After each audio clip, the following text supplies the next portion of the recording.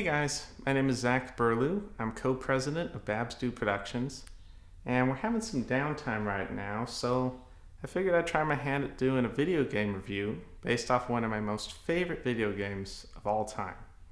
And it's also one of the scariest. That game is Fatal Frame.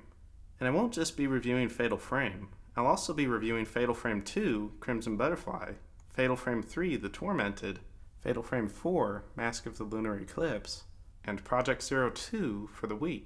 Now, I don't think I'll be able to do a full review of each game.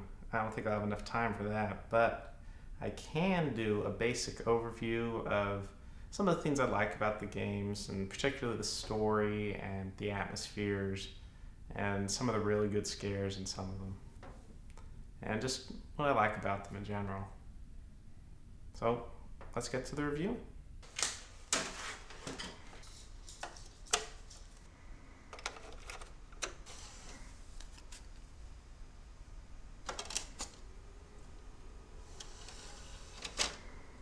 Okay, I'm all set to do some gaming, and because these are older games, I decided to get out my CRT television, which I've had since I was a kid, and it's still working great.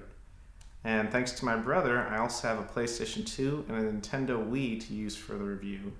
Both, I guess, are retro now. And he also got 3 Xboxes. It was like this amazing deal. Each one was like $2. So he picked them all up, and maybe this could be the first of several retro game reviews. I don't know. We'll have to see how this first one goes. But now, let's get down to it. First up is Fatal Frame for the PlayStation 2.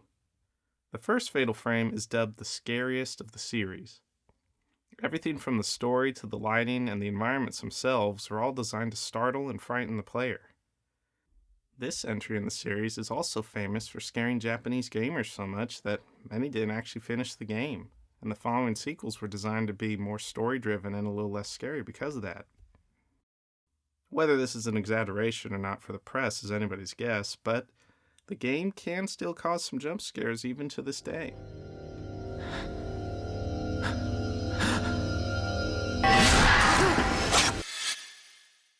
The story centers around Miku Hinasaki and her search for her missing brother Mafuyu. Her search leads her to the Himuro Mansion. The Himuro Mansion is massive, and exploring its halls is always unnerving even after multiple playthroughs. You walk around with nothing more than a flashlight, and eventually you come across the camera obscura, and that's when the game really begins. Unlike most games where you're armed with a gun or a whip, Fatal Frame gives you a camera designed to absorb spirit energy. Using the camera is a blast, and you later get upgrades and add-on lenses that change up its abilities, which also adds a strategic element to the game. Of course, the stars of the game are the various ghosts in the Himuro Mansion. The first entry has perhaps the widest variety of ghosts, with long-armed hags, severed heads, evil villagers, a crazed swordsman, and many more. Some of the scariest parts of the game actually happen when you're not fighting ghosts. Eerie sounds and strange shadows often lead to ghost events that occur all over the mansion at different times. They not only grant scares, they also grant bonus points. Out of all the games, I find Fatal Frame 1 has the best controls. They're snappy and responsive, and I never had any troubles capturing ghosts. The graphics still hold up very well and are impressive even by today's standards. The sound design of the Fatal Frame series is always top-notch and spooky on various levels.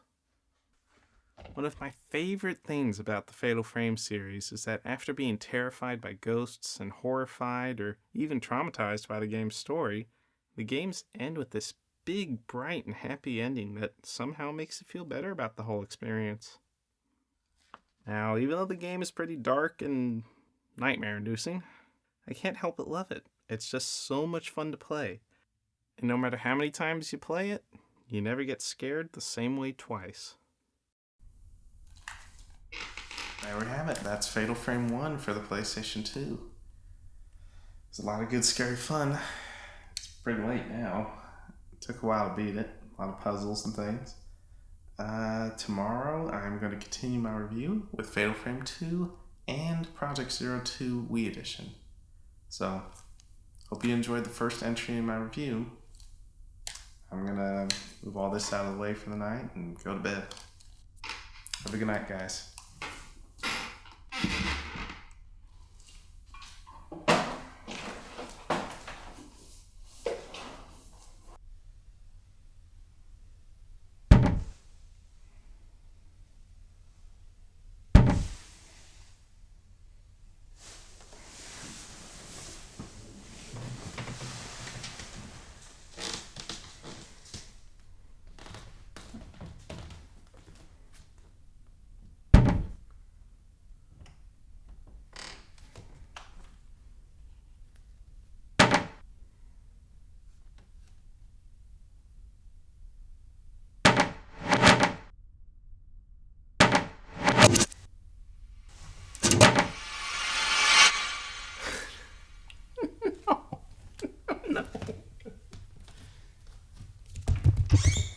Hey, Pat, mind if I sleep in here tonight? No problem? Okay, great, thanks. Nope.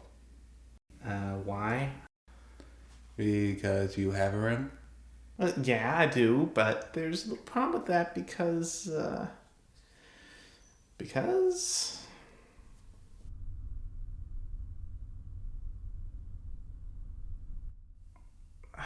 something up in the attic. I don't know if it's an alien, a monster, burglar, robot, or ghost. If you really think it's ghosts, you got problems. That's definitely not helping them. Pat, I'm being serious here. You're really not going to help me? If it's not ghosts, Zachary, it's gonna be Sasquatch, Bigfoot, murderers, zombies, bees, Sasquatch fighting Bigfoot. If that's the case, call me up quickly. I got a pay-per-view match to start. Bats, spiders, and me. Other than that, don't call me. So instead of coming along and possibly getting killed in the crossfire like most movie sidekicks do, you're just going to lay there in bed and not do anything. That's what brothers are for. Thanks, Pat. You've been so not helpful. I'll consider you for Best Brother of the Year awards next year when they take submissions. Good night. Good luck. You're gonna need it.